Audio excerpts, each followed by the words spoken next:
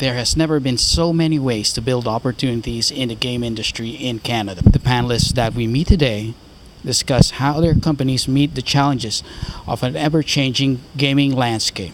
In late '08, we started to look at the traditional game space in general. We started to look at the online space and what was going on online, and really saw that the consumers who we were talking to with our games, we didn't make games for core gamers. We made games for more the mass market. Well, two main things. One is better access, direct access to consumers, via the Facebook platform. We don't have to worry about the traditional retail distribution mechanism. That goes away, and I think, and you get immediate feedback from your players. You can update and improve the product, constantly. And then I think the other big piece is the level of investment required.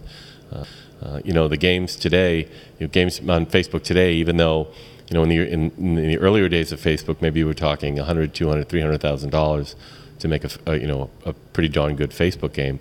We're a game development studio located in Vancouver. We're approximately 120 people today, and we've been in business for 6 years. During the first 4 years of our operation, we were working exclusively with Sony. That was our privilege. We've released 4 titles for them through their SOCOM franchise, which is a very, very lucrative franchise for them and for us. It's our forte. But having said that, we recognize that it's very much a changing landscape.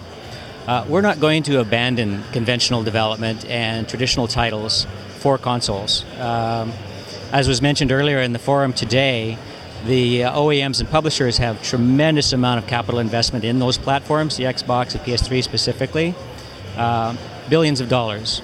And so whereas we had platforms traditionally that would have a shelf life of 3 to 5 years, we're thoroughly convinced that these platforms we're working with today will have a shelf life of at least 10 years. They're very, very powerful.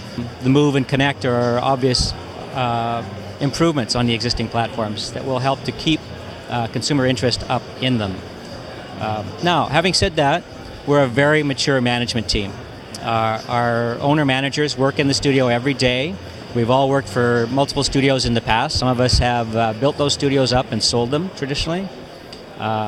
We're doing our best to brand Slant 6, but we recognize with the changing landscape, we're going to adapt our business model. We won't abandon the traditional game development concept, but we're going to go into online distribution very likely.